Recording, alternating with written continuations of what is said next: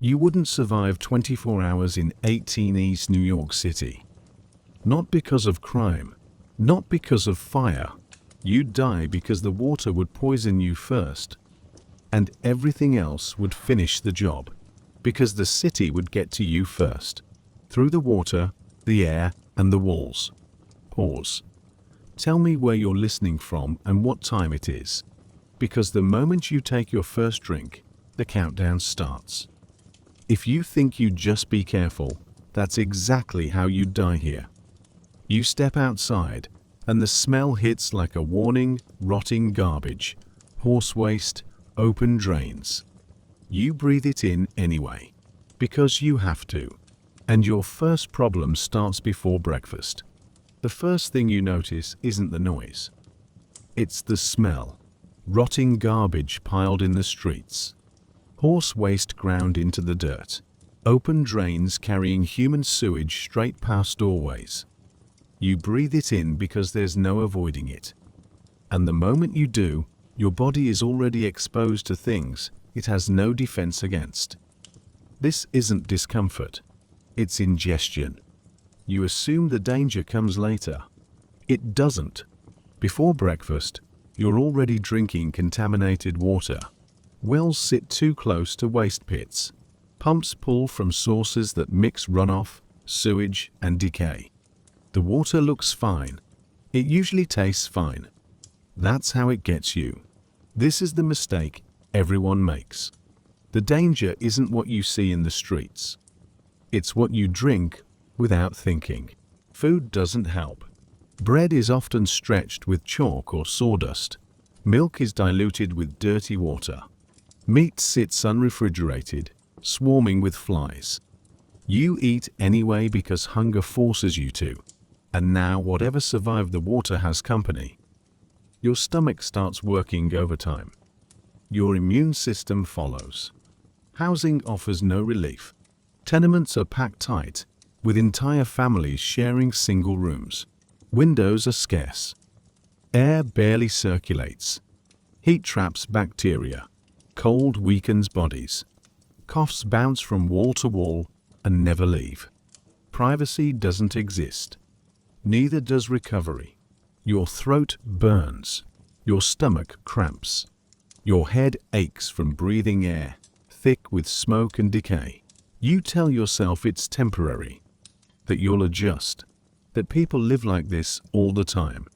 They do, just not for very long. This city isn't trying to kill you. That's what makes it dangerous. It doesn't need intent.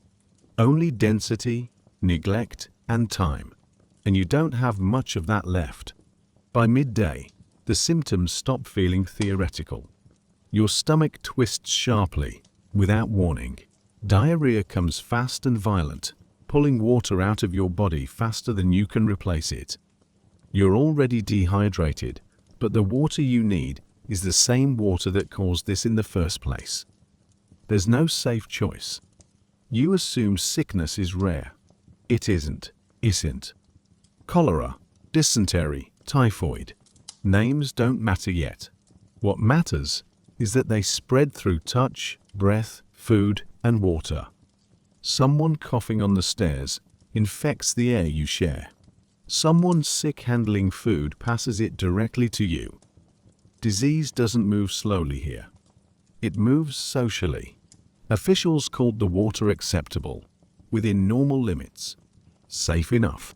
That language killed people faster than the diseases themselves. You think fires are the real danger. They are, but not the way you expect. Buildings are made of cheap wood. Walls are thin. Stoves burn constantly. Candles tip easily.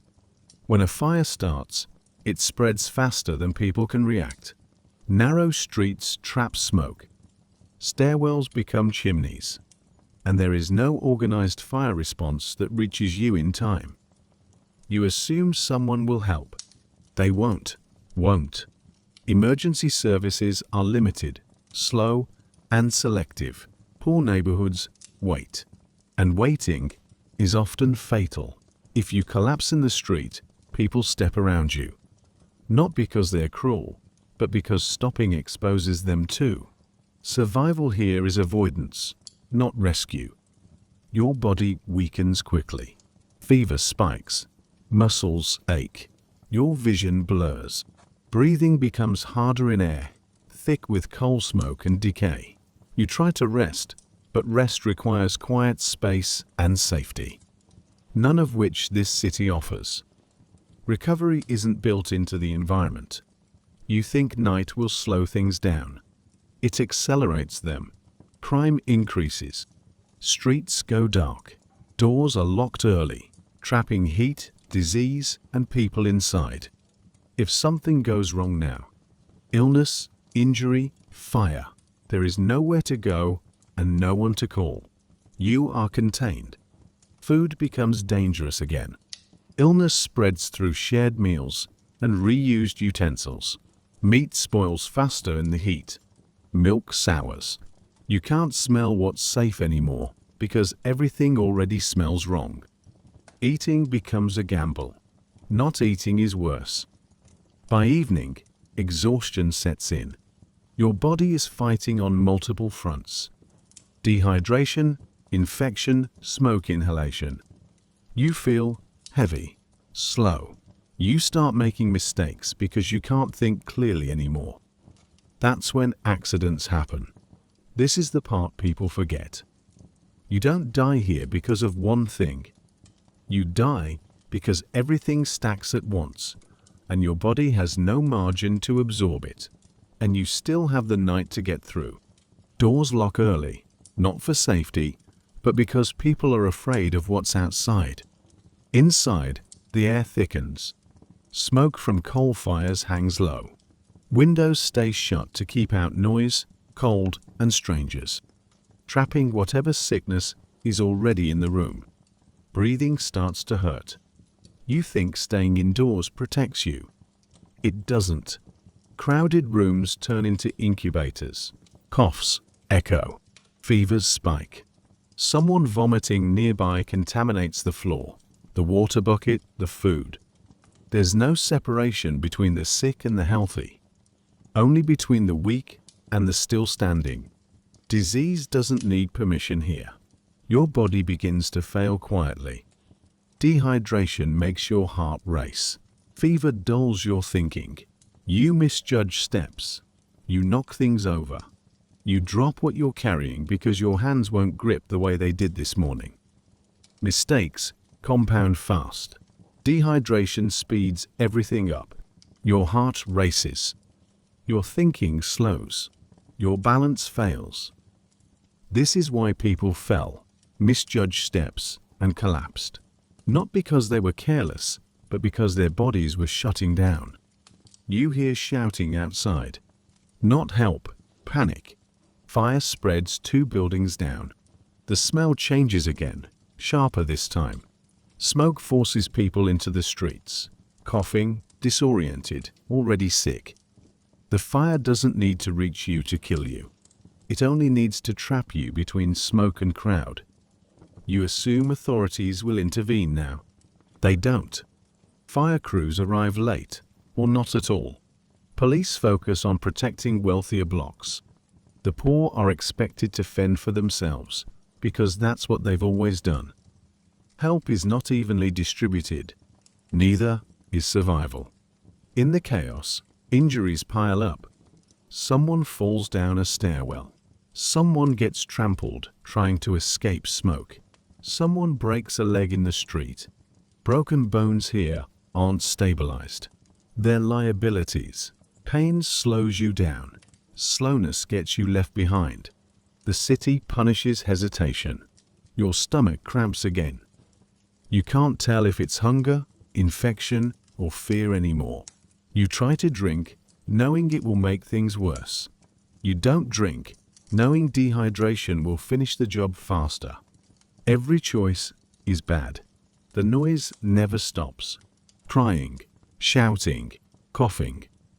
The crack of wood burning. Sleep doesn't come, and when it does, it's shallow and broken. Your body never resets. It only degrades. This is when people usually collapse. By now, you realize something crucial. This isn't a crisis moment. This is a normal day pushed slightly too far. And that's why it's lethal. You don't need a riot or a disaster. You just need the city to keep functioning exactly as it does. And your body to fall a little behind. By the time you understand that, it's already late. You've lost the margin that keeps people alive. Sometime before dawn, your body gives up trying to compensate. The fever doesn't spike anymore. It steadies. That's worse. Your pulse stays fast. Your mouth is dry, no matter how much you drink. Your muscles feel heavy, unresponsive, like they're working through mud. This is what systemic failure feels like from the inside. You stop sweating. That should scare you, but your brain is too fogged to react. Heat builds under your skin. Your thoughts come slower. Simple decisions take too long. Standing feels optional now, and lying down feels permanent. People don't realize this is the point of no return. Around you, the city keeps moving. Carts roll by. Fires burn out or spread elsewhere. Someone argues in the street. Someone laughs. Life continues at just enough volume to remind you that nothing has stopped. Except you. The city does not pause for individual bodies. If you collapse in the night, you're unlikely to be noticed. Darkness hides faces. People step around shapes on the ground because getting close risks infection, violence, or both. You're not ignored out of cruelty. You're avoided out of survival. This is what density teaches people. By dawn, the streets look cleaner than they did hours earlier. Not because conditions improved, but because what couldn't survive the night has already been cleared away. Bodies are moved early. Waste is pushed aside. The city resets itself before the day begins. It always has. You didn't die because you were weak.